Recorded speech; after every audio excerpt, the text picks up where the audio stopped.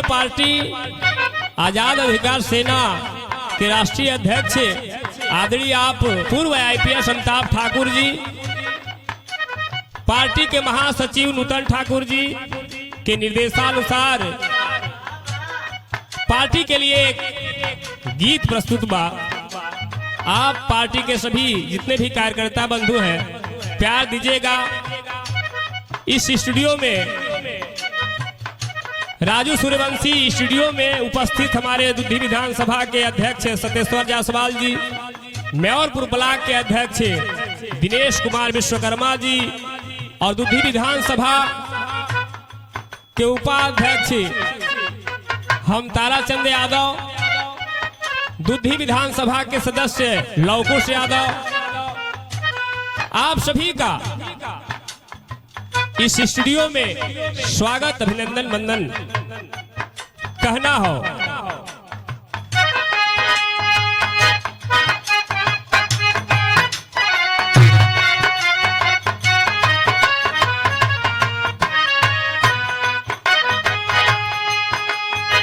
भोर भइल बीराना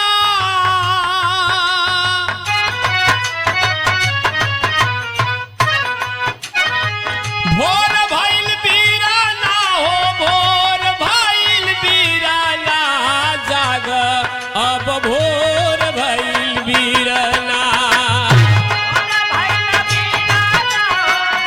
भोर भइल बीराना जाग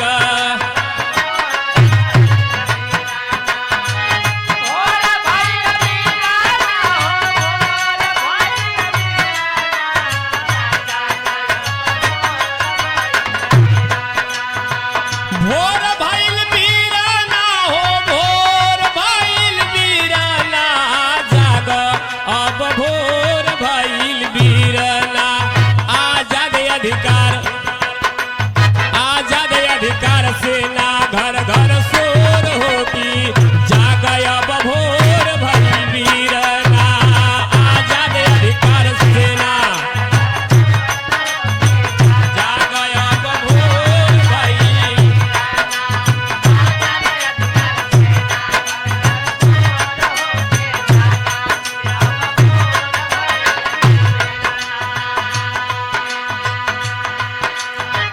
अमिताभ नूतन जी ले आई है सुनामी।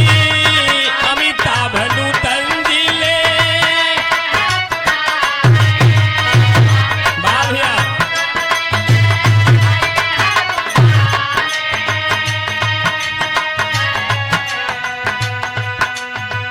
जेकर पहचान हवे, जेकर पहचान हवे ताराचंद की जाग अब भोर भइल बीराना। जाग अब भोर भइल बीराना। आजाद अधिकार सेना घर घर शोर होगी जाग अब भोर भइल बीराना। आजाद अधिकार सेना जाग अब भोर भइल बाभिया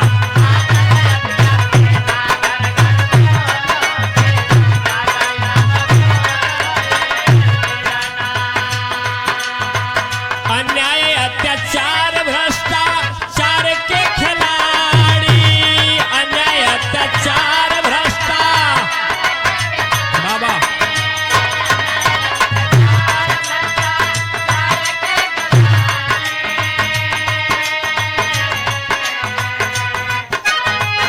क्लीम बोल्ड होके जइहा, क्लीम बोल्ड होके जइहा जेलवे में साड़ी की जाग अब भोर भइल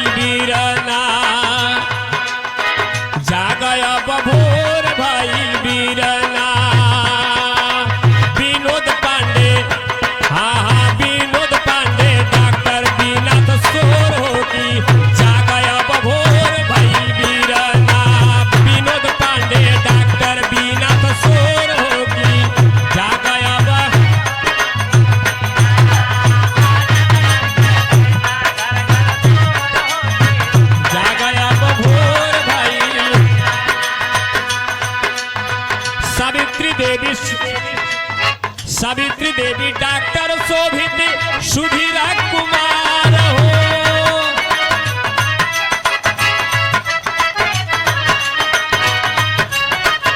बाबा बाबा